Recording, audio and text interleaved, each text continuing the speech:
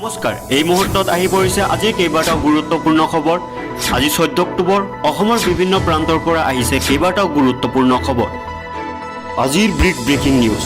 অবৈধ কাৰ্যকলাপ ৰোধ কৰিবলৈ কাছাৰ জিলাৰ ভাৰত-বাংলাদেশ সীমান্তৰ 1 কিলোমিটাৰ এলেকাত সূৰ্যাস্তৰ পৰা সূৰ্যোদয়লৈকে সান্ধ্য আইন বলবৎ কৰা হৈছে আৰু 144 ধাৰা জাৰি কৰা হৈছে। আন এটা ব্ৰেকিং নিউজ। দৰং জিলাত আজি 250 বিঘা চৰকাৰী ভেটি দখলমুক্ত কৰিবলৈ নতুনকৈ উচ্ছেদ অভিযান। জুবিন গাৰ্গৰ মৃত্যুৰ সন্দৰ্ভত SITয়ে ছিংগাপুৰৰ পৰা অহা আৰু 2জন অসমীয়া লোকক সোধা পোছা কৰে। ইতিমধ্যে 7জন লোকে সাক্ষ্য দিছে। জনগোষ্ঠীক অনুসূচিত জনজাতি ST মৰ্যাদা প্ৰদান নকৰাৰ বাবে কংগ্ৰেছ বিজেপি চৰকাৰক সমালোচনা কৰে। এই প্ৰতিশ্ৰুতি পূৰণ নোহোৱাৰ বাবে জনগোষ্ঠীটোৱে আন্দোলন কৰিছে।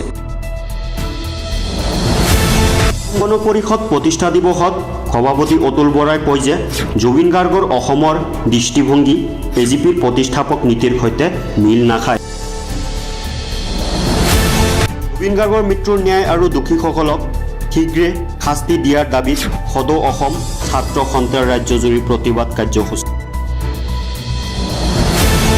বৰপেটা ৰেল ষ্টেচনত 220 কেজিৰ অধিক পংগলিনৰ স্কেল জব্দ কৰা হয়। এই সন্দৰ্ভত 3জন লোকক গ্ৰেপ্তাৰ কৰা হয়। আজি 15 অক্টোবৰ, মহাৰাজ আগ্ৰসেন জয়ন্তীৰ বাবে কেইবাখনো ৰাজ্যৰ লগতে অসমৰ কিছুমান শিক্ষা অনুষ্ঠান বন্ধ ঘোষণা। অসম চৰকাৰৰ দক্ষতা উন্নয়ন নিয়োগ আৰু উদ্যোগ বিভাগে 15 অক্টোবৰৰ ADRE গ্ৰেড 4 পৰীক্ষাৰ ফলাফল ঘোষণা কৰাৰ সম্ভাৱনা। NDAৰ সৈতে মিত্ৰতাৰ বাবে আলোচনা, ইতিবাচক দিশত আগবাঢ়িছে হাগ্ৰাম্য মহিলাৰ।